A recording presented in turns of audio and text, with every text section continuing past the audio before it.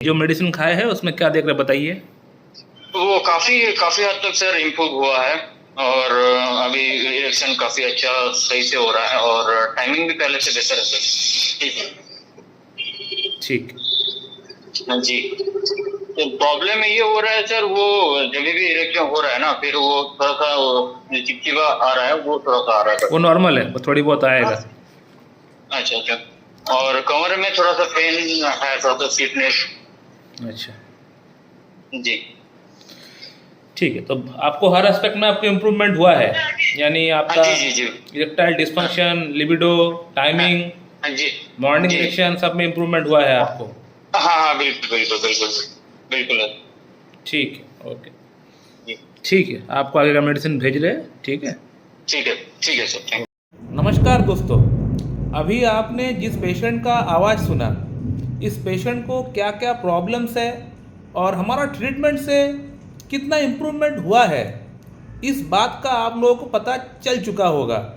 अब सवाल यहाँ पे ये आता है कि इस पेशेंट को हम लोगों ने कौन सी मेडिसिन प्रेस्क्राइब किया हुआ है, कितना पोटेंसी में कितना रिपीट हम लोग कराए हैं कि 1 महीने के भीतर इस पेशेंट का अंदर इतना अच्छा इम्प्रूवमेंट हो गया है। जैसे कि आप लोग देख पा रहे स्क्रीनशॉट में कि पेशेंट को मैं प्रेस्क्राइब किया था कैलकेरिया कार्ब 1 mg और साथ में PLRS 0/3।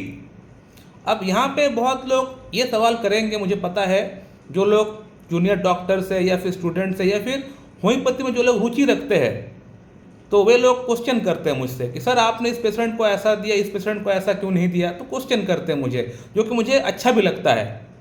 तो अब यहाँ पे ये सवाल ये आता है कि इस पेशेंट को मैं LM पोटेंसी में कैलकेरिया कार्ब ना देकर क्यों 1M पोटेंसी में दिया। यहाँ पे एक सवाल जरूर आता होगा, क्योंकि आप लोग देखे होंगे कि मैं अक्सर पेशेंट को LM पोटेंसी में मेडिसिन प्रिस्क्राइब करता हूँ। तो फिर इस पेशेंट को, इस पर्टिकुलर पेशेंट को मैं LM पोटेंसी ना देकर क्यों मैं सेंटिसिमल स्केल का पोटेंसी में पेशेंट को दिया हूँ, यानी 1M पोटेंसी में क्यों पेशेंट को दिया हूँ। तो ये एक क्वेश्चन है, इसका आंसर मैं आप लोगों को देना चाहूँगा कि पेशेंट को कब LM पोटेंसी में देना चाहिए और कब सेंटिसिमल स्केल में, यानी 1M 10M 50M में कब देना चाहिए। दोस्तों, जो भी पेशेंट आपके पास आता है कोई प्रॉब्लम को लेकर और उस प्रॉब्लम को शुरू हुए, सपोज मान लेते हैं कि 1 साल से कम वक्त का अगर टाइम हुआ है, तो उसको हम लोग मानेंगे ये एक्यूट प्रॉब्लम है। यानी 1 साल से अगर कम वक्त अगर हुआ है, ड्यूरेशन अगर हुआ है शुरू हुए प्रॉब्लम को, तो उसको हम लोग मानेंगे एक्यूट प्रॉब्लम। अगर 1 साल से ऊपर होता है तो उसको हम लोग क्रॉनिक मानकर चल सकते हैं। तो ऐसा कोई प्रॉब्लम जिसको शुरू हुए अभी तक 1 साल नहीं हुआ, उसको हम लोग मानेंगे एक्यूट प्रॉब्लम। तो एक्यूट प्रॉब्लम के लिए हमेशा सेंटिसिमल स्केल की जो मेडिसिन होती है, ये अच्छा काम करता है in place of LM potency. जो आपका केस टेकिंग करना है, जैसे आपका केस टेकिंग करना है, जो जो फॉर्मेट्स आपको देखना है, जो जो पैरामीटर्स है, वो सभी आपको फॉलो करना है केस टेकिंग में।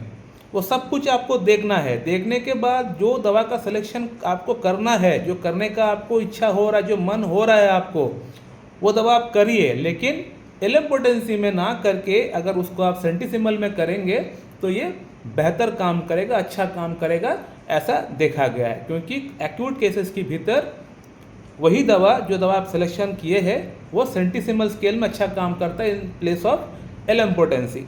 इसीलिए इस पेशेंट को कैलकेरिया कार्ब सेंटिसिमल स्केल में प्रिस्क्रिप्शन किया गया है और इतना अच्छा इंप्रूवमेंट भी हो गया है 1 महीने की भीतर। मैं अक्सर LM पोटेंसी प्रिस्क्राइब करता हूँ, क्योंकि मेरे पास जो केसेस आता है वो क्रॉनिक केसेस ही आता है। Most of the time chronic cases आता है। प्रॉब्लम को शुरू हुए सर 10 साल हो गए, 20 साल हो गए, प्रॉब्लम ठीक नहीं हो रहा है। तो ऐसा केसेस ही मेरे पास 10 में से 9 केसेस ऐसा ही आता है। 10 में से 9 क्या, 10 में से 10 ही आता है। महीने में 1 या 2 ऐसा केस मिल जाता है, डॉक्टर साहब मेरा प्रॉब्लम को शुरू हुए 1 महीना हुआ है या 10 दिन हुआ है। ऐसा बहुत कम केसेस ही मेरे पास आता है, क्योंकि लोग जल्दी होम्योपैथी के पास आते नहीं हैं। होम्योपैथी पे लोग ट्रस्ट करते नहीं हैं। सब कुछ ट्राई कर लेते, एलोपैथी ट्राई कर लेते, यूनानी ट्राई कर लेते, हकीम ट्राई कर लेते, वैद्य को ट्राई कर लेते, आयुर्वेदिक ट्राई कर लेते। जब हर जगह से पैसा ही पैसा सिर्फ वेस्ट हो जाता है, जब पैसा ख़त्म हो जाता है, फिर आता है याद होम्योपैथी का, फिर आते हैं होम्योपैथी में। तो प्रॉब्लम्स को बढ़ा चढ़ा कर आते हैं। होम्योपैथी में भी अगर आते हैं तो पहले झोला छाप के पास ट्रीटमेंट लेते हैं, ऐसा डॉक्टर के पास जाकर ट्रीटमेंट कराते हैं जो 8-8, 10-10, 15-15 मेडिसिन एक साथ देते हैं, उनके पास पहले चले जाते हैं। उसके बाद सेल्फ मेडिकेशन करते हैं, फिर सब कुछ जब हो जाता है फिर आते हैं किसी एक अच्छी क्लासिकल होम्योपैथ के पास। सर अब मुझे जल्द से जल्द ठीक करके दो, मैं बहुत पैसा बर्बाद कर चुका हूँ, अब मेरे पास समय नहीं है, मेरा शादी का डेट फिक्स हो चुका है, मेरे घर वाले रिश्ता तय कर दिए हैं, आप मुझे किसी प्रकार से ठीक कर दीजिए। फिर ये पेशेंट का कहना होता है। सो व्हाटएवर जो भी है, इस केस में अब बात करते हैं। तो इसीलिए इस पेशेंट को कैलकेरिया कार्प सेंटीसिमल स्केल में दिया गया है, क्योंकि इनका प्रॉब्लम बहुत पुराना नहीं है। पेशेंट को इसीलिए एलएम पोटेंसी की जगह में पेशेंट को कैलकेरिया कार्प 1M में दिया हूँ, यानी सेंटीसिमल स्केल में दिया हूँ। अब इस बार पेशेंट को कैलकेरिया कार्प 10M में दिया हूँ, पेशेंट का प्रॉब्लम पूरी तरह सही हो जाएगा। कैलकेरिया कार्प का साइन एंड सिम्टम्स क्या होता है, इसका ऊपर वीडियो बहुत सारा बना हुआ है, बहुत सारा केस वीडियो भी है, उसको जाके आप लोग देखिए, सर्च करिए, आप लोग को मिल जाएगा। बार बार बोलने का कोई मतलब नहीं है। सो माय डियर फ्रेंड, अगर आप लोग का मन में कोई सवाल है तो आप लोग कर सकते हैं, मैं आप लोग को रिप्लाई दे दूंगा। So thank you very much and have a good day.